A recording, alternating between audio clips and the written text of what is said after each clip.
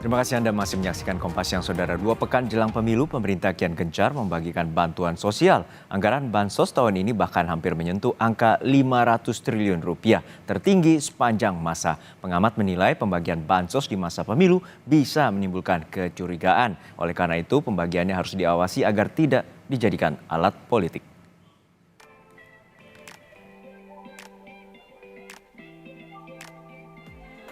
Bansos beras 10 kg ternyata bukan satu-satunya bansos yang akan dibagikan pemerintah awal tahun 2024 ini.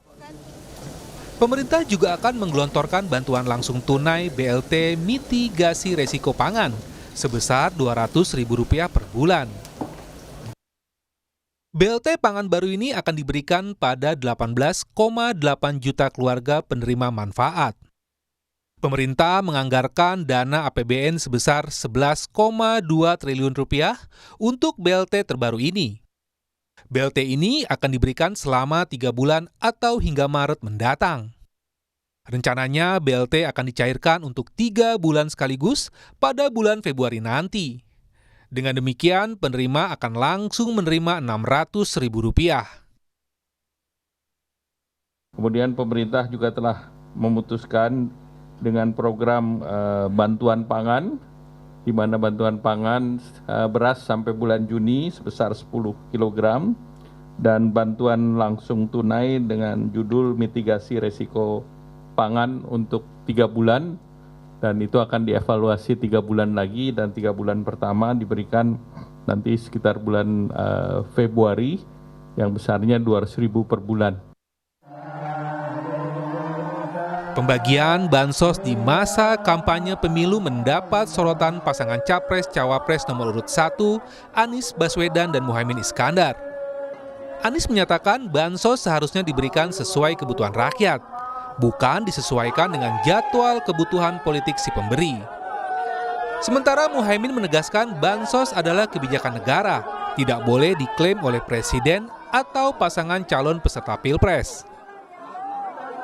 Bansos itu diberikan mengikuti kalender kebutuhan rakyat, bukan mengikuti kalender politik. Kapan rakyat membutuhkan, di situ diberi bansos. Ada jadwalnya, jadwalnya sesuai kebutuhan rakyat, bukan sesuai dengan jadwal kebutuhan politik yang mau memberi.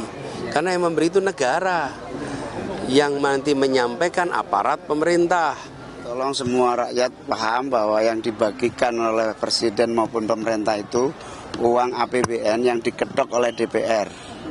Tidak boleh ada satupun yang mengklaim itu bantuan Presiden, bantuan Menteri, apalagi bantuan pasangan calon. Memang eksekusi ada di tangan pemerintah dan Presiden. Kita harap Presiden fair. Presiden benar-benar menggunakan bansos sebagai negarawan, bukan sebagai politisi. Kualat, Pak. Stali Tiga Uang Capres nomor urut 3 Mahfud MD juga menyebut bansos bukan diberikan karena kemurahan seseorang, tetapi diatur oleh konstitusi. Ingin bicarakan tentang bansos itu menyangkut 3 hal. Satu, bahwa bansos itu bukan bantuan dari pemerintah, tapi bantuan dari negara. Negara itu kalau penyelenggara sehari-harinya adalah pemerintah dan DPR. Berarti bansos itu bukan karena kemurahan seseorang, tapi memang ada di dalam ketentuan hukum. Tidak boleh itu dianggap bantuan dari seseorang yang berakibat bahwa itu dianggap sedekah. Itu kewajiban konstitusi pasal 34 ayat 1 yang berbunyi, fakir miskin dan anak terlantar dipelihara oleh negara. Lalu itu diturunkan di dalam APBN oleh DPR bersama pemerintah, bukan oleh pemerintah sendiri. Pengamat politik Ujang Komarudin menilai pembagian bansos di masa pemilu bisa menimbulkan kecurigaan. Oleh karena itu, pembagiannya harus diawasi agar tidak dijadikan alat politik. Ya, ada mekanisme gitu, misalkan bagaimana tidak disalahgunakan, karena ada mekanisme pengawasan baik dari BPK, BPKP, dari kepolisian gitu. Bahkan kita pun semua rakyat Indonesia bisa mengawasi, misalkan dari ormas, ya kan, dari kita masyarakat, ya kita awasi bersama lah, agar memang kecurigaan publik, kecurigaan masyarakat, atau katakanlah lawan politik Jokowi itu tidak berdasar. Kita agar sama-sama enak menjalankan pemerintahan. Anggaran pemberian bansos yang naik pesat di tahun 2024 dipertanyakan efektivitasnya oleh peneliti Indef Ahmad Heri Firdaus.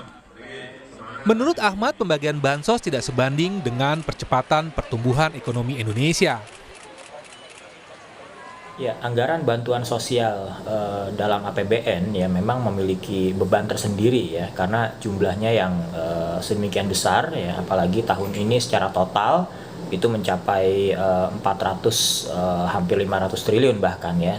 Namun demikian ini tidak berkorelasi positif dengan percepatan pertumbuhan ekonomi. Jadi bansosnya selalu besar, namun tidak ada akselerasi pertumbuhan ekonomi. Ya, pertumbuhan ekonomi kita selalu stagnan ya di angka 5%-an. Nah, ini yang jadi pertanyaan, efektivitas bansos selama ini. Pada tahun 2024, alokasi dana bantuan sosial naik 20 triliun rupiah menjadi 496 triliun rupiah. Angka ini memecahkan rekor tertinggi pembagian bantuan sosial dari negara sepanjang masa. Bahkan angkanya nyaris sama dengan total anggaran yang dikeluarkan oleh pemerintah dalam mengatasi pandemi COVID-19 senilai 498 triliun rupiah. Tim Liputan, Kompas TV.